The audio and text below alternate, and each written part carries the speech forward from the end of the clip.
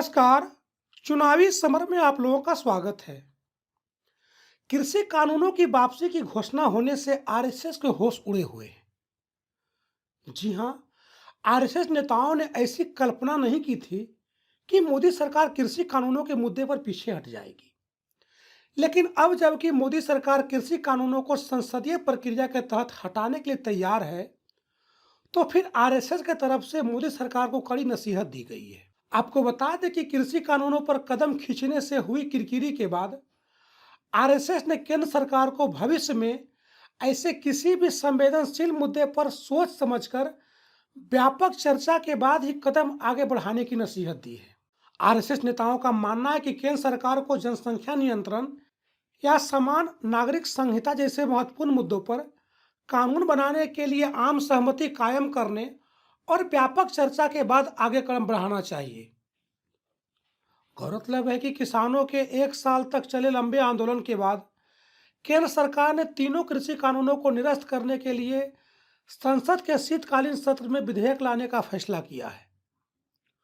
सूत्रों के अनुसार जनसंख्या नियंत्रण जैसे महत्वपूर्ण कानून हैं, लेकिन इस पर गहन विचार विमर्श के बाद आगे बढ़ा जाना चाहिए, क्योंकि इनको लेकर समाज के वर्ग में आशंकाएं और संदेह हैं। संघ के सूत्रों का कहना है कि ऐसे मुद्दों पर सहमति कायम करने से वैसे बीजेपी के अंदर ही मांग उठ रही है कि जनसंख्या नियंत्रण और समान नागरिक संहिता के लिए कानून लेकर आया जाए। सूत्रों का कहना है कि संसद में कृषि विधेयकों को पेश करने से पहले आरएसएस से कोई चर्चा नहीं की गई थी। सूत्रों का कहना है कि न तो ऐसा बिल पेश करने से पहले संघ से कोई विचार विमर्श हुआ और न ही ऐसे कृषि कानूनों की वापसी का ऐलान करने से पहले। सूत्रों का कहना है कि आरएसएस से जुड़े भारतीय किसान संघ ने कृषि कानूनों से जुड़ा एक मसौदा भी सरकार को भेजा था, जिसे पूरी तरह से स्वीकार नहीं किया गया। भारतीय किसान संघ किसानों को फसलों पर लाभ पहुंचाने के लिए एमएसपी पर कानून लाने के पक्ष में है। यानी कि छोटे छोटे मुद्दों पर राष्ट्रीय स्वयंसेवक संघ से चर्चा करने वाली भाजपा ने कृषि कानूनों के मुद्दे पर चुप्पी साध ली थी। ऐसे में अब आरएसएस के तेवर से यह साफ है कि उसे मोदी सरकार का यह रवैया पसंद नहीं आया है।